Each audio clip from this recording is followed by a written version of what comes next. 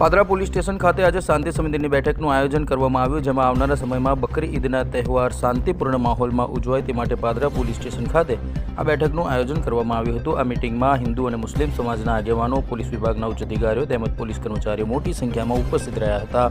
કોમી એકતાનો સંદેશો આપતા સમાજના આગેવાનોએ ભાઈચારો સતત જળવાઈ રહે અને તમામ તહેવારો શાંતિપૂર્ણ માહોલમાં પસાર થાય તે માટે સહકાર આપવા પણ અપીલ કરી હતી।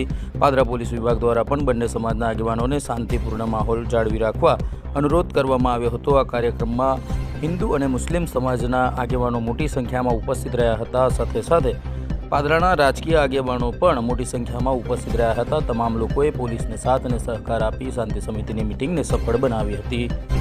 આગામી આવનારા સમયમાં મુસ્લિમ ભાઈઓનો તહેવાર આવવાનો હોય, પાદરા પોલીસ સ્ટેશનમાં પીઆઈ સાહેબના અધ્યક્ષ સ્થાને શાંતિ સમિતિનું બેઠકનું આયોજન થયેલ હતું।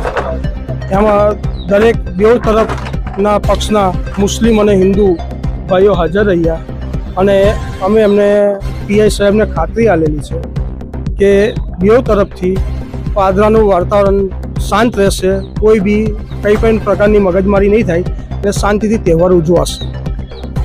આજે પાદરા પોલીસ સ્ટેશન દ્વારા આગામી સમયમાં બકરી દાવાથી શાંતિ સમિતિ મિટિંગનું આયોજન થયું હતું।